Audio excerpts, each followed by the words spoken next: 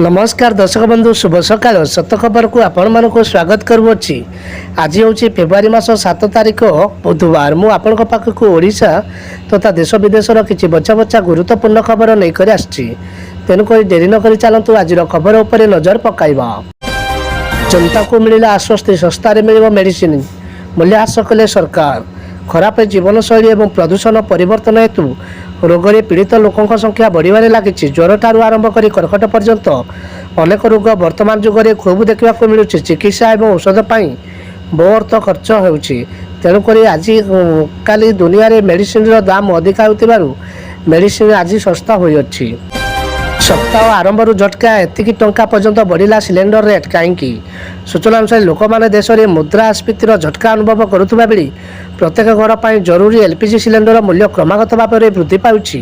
एसत देशर तैल marketing company गुड़िक प्रत्येक मास आरंभ में एलपीजी सिलेंडर मूल्य स्थिर करती, जहाँ ग्राहक एक बड़ झटका सृष्टि करिछि। ओडिशा उच्च प्राथमिक शिक्षा परिषद पक्षर विभक्ति 2 वार्षिक परीक्षार टाइम टेबुल जारी है। छात्र छात्री आसी एक बड़ अपडेट। युक्त 2 वार्षिक परीक्षार टाइम टेबुल जारी कर जो दिन केउं समय और केउं विषय परीक्षा रही छात्र छात्री मैंने चेक करेंगे। फेब्रुआरी मास 15 ରୁ 20 तारिख पर्यंत परीक्षा हो। यह उच्च माध्यमिक शिक्षा परिषद ओडिशा पक्षर एक विभक्ति जारी कर मात्र 14 टंकार स्वामी स्त्री को मिल 5000 लेखाएं पेंशन केमिति पाइबे। दर्शक बंधु समस्ते आर्थिक दृष्टि शक्तिशाली होबार स्वप्न देखती। यही परिस्थिति रे अनेक लोक अच्छा जो मैंने निज जीवन को आर्थिक दृष्टि सुरक्षित रखापी अवसर पर संचय आरंभ करती। अवसर पर आपण भविष्य को सुरक्षित करने को भल आर्थिक बुझामणा रहा आवश्यक। बड़ आस्तुति भारतीय बजार में कमिला सुना दर। जल्दी किणतु अलंकार। आज सुना दर में विशेष किसी परिवर्तन देखा मिलूँ। जदि आप सुना और रूपा किणवा चाहते तेज जाणी रखु केते रही दाम। आज भारतीय बजार में 22 कैरेट सुना दर 10 ग्राम प्रति 57,260 टंका रही बेले 24 कैरेट सुना मूल्य 10 ग्राम प्रति 62,510 टंका रही। तेज आंचलिक पाणीपाग विज्ञान केन्द्र जहाँ सूचना मिली 10 ରୁ राज्य में प्रबल वर्षा अस्तव्यस्त कर घनकुहुड़ी। बढ़ुची तापमात्रा धीरे धीरे गरम होगा आरंभ है।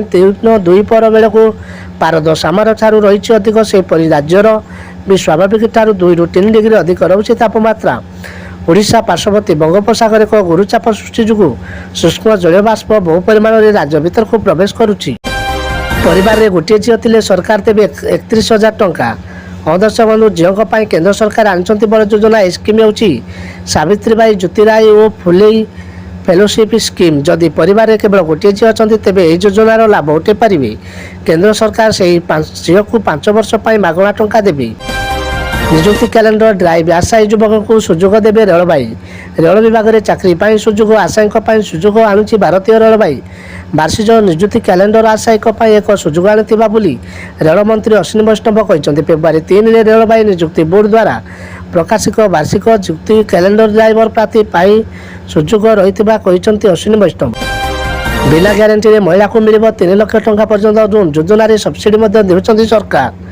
समाजर समस्त विभाग पर अनेक प्रकार योजना केंद्र सरकार और राज्य सरकार द्वारा परिचालित होउछि, जार उद्देश्य होउछि एही विभाग को दारिद्र्य मुक्त करबा किंतु व्यवसाय साहाय्य करबा। महिला मानक पई मध्य एहीपरि अनेक योजना अछि जार सेमाने लाभ उठाई पारिबे।